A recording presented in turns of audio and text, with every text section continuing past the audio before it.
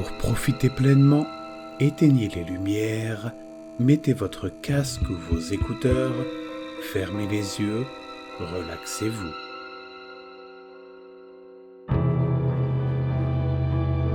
L'introuvable tueur du Zodiaque de San Francisco.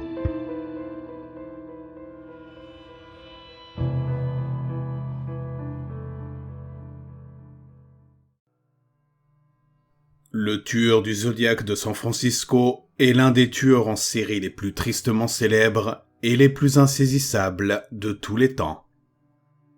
Les actes du Zodiaque ont été comparés à ceux de Jack l'Éventreur lui-même. « J'aime tuer des gens parce que c'est amusant », peut-on lire dans l'une de ses lettres de raillerie adressée à la presse de la région de la baie de San Francisco. Mais qui est vraiment le tueur du Zodiaque ? Comment a-t-il assassiné ses victimes ? Et pourquoi est-il si difficile à attraper ? Écoutez la suite pour le découvrir. Qui est le tueur du Zodiaque de San Francisco ? En bref, personne ne le sait. L'identité du tueur du Zodiaque reste à ce jour un mystère.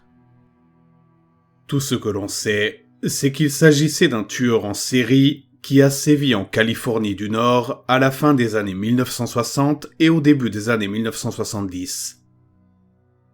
Il s'est donné le titre de Zodiac dans les lettres énigmatiques qu'il a envoyées à la presse au cours de sa série de meurtres.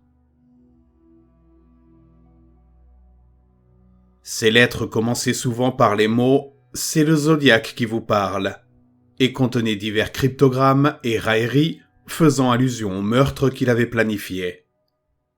La plupart des cryptogrammes n'ont toujours pas été élucidés à ce jour. Les lettres étaient également accompagnées de la signature désormais célèbre du tueur du Zodiaque, un cercle traversé par une croix.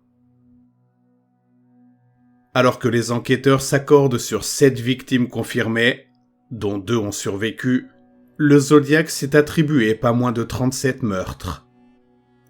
Certains ont même suggéré que quelques meurtres plus récents dans la région de San Francisco pourraient être l'œuvre du Zodiaque.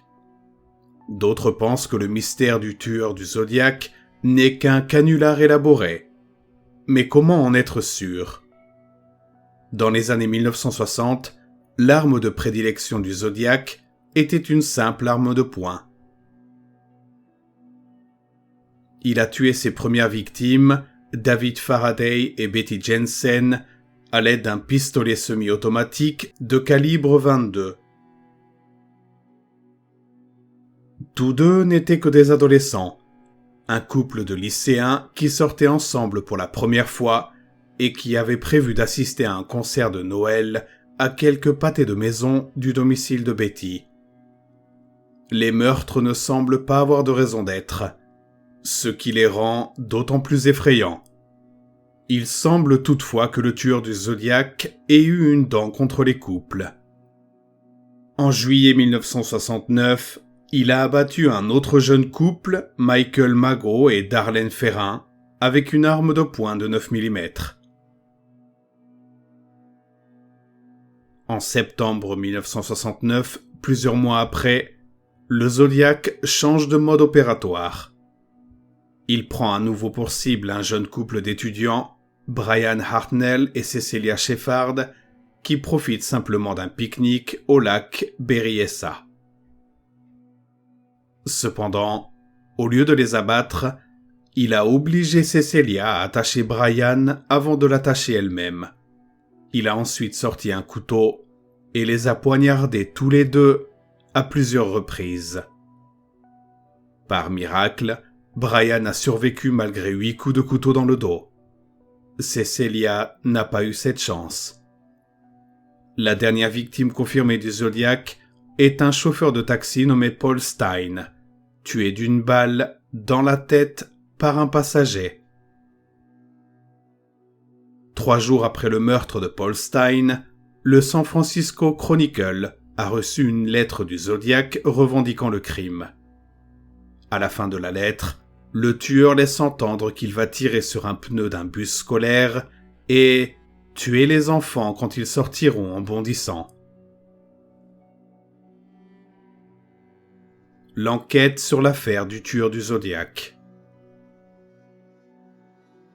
2 des victimes du Zodiac ont survécu, donnant à la police de nombreux éléments de preuve.